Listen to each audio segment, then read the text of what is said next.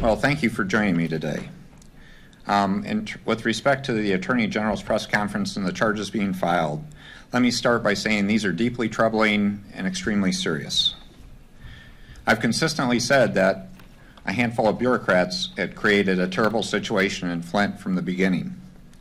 If these accusations are correct, this would take it to a whole new level. And one of the things we clearly want to pursue is the truth. The citizens of Michigan deserve it. The citizens of Flint deserve it. We've been fully cooperating with this investigation and will continue to do so. We'll pursue any wrongdoing and hold people accountable.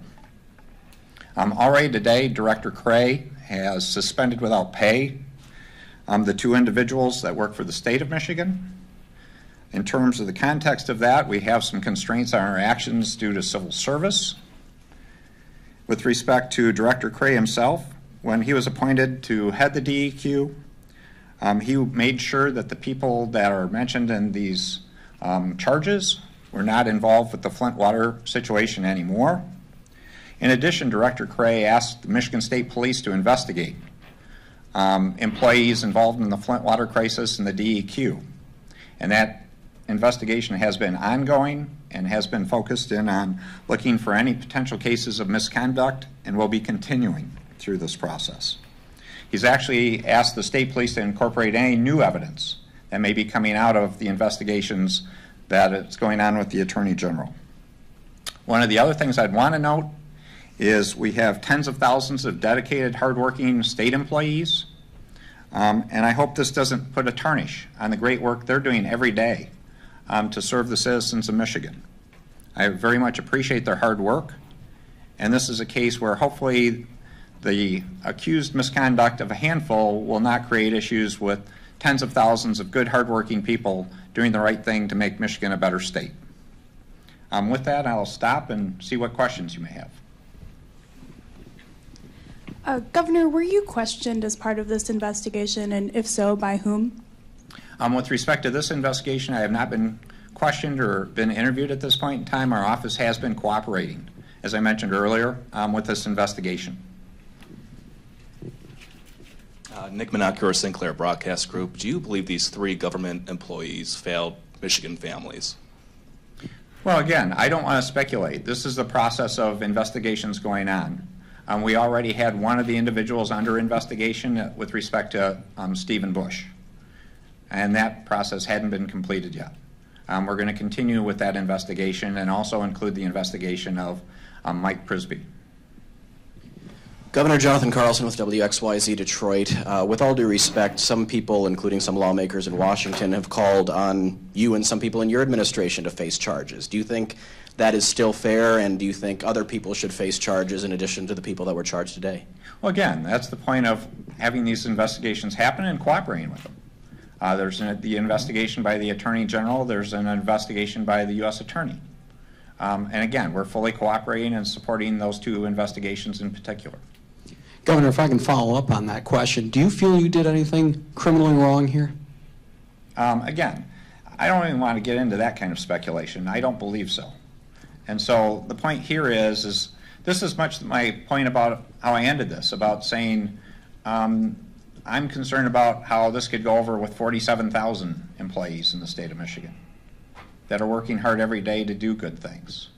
And so I think it's critically important that these investigations go forward, that as they find potential issues of wrongdoing, they be brought forward, that we go through the due diligence and the due process of determining what actually happened, because people deserve the truth and deserve the answers. They want accountable government, and they should get it. At the same time, I also want to make sure that we're not casting a cloud over tens of thousands of state employees that are working very hard. And the same thing would be true of anyone in government service, because they're playing important roles helping people.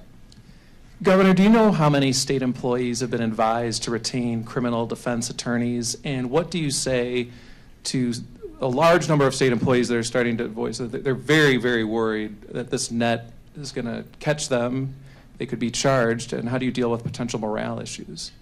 That is one of the challenge points, and that's what one of the issues Director Cray's doing as we speak. Again, he's making sure he's communicating with the DEQ, both in terms of addressing the suspension issues, but also talking to employees about making sure that we continue to do good work for the state of Michigan, for the people of Michigan. Governor, ML Elric, Fox 2 News in Detroit.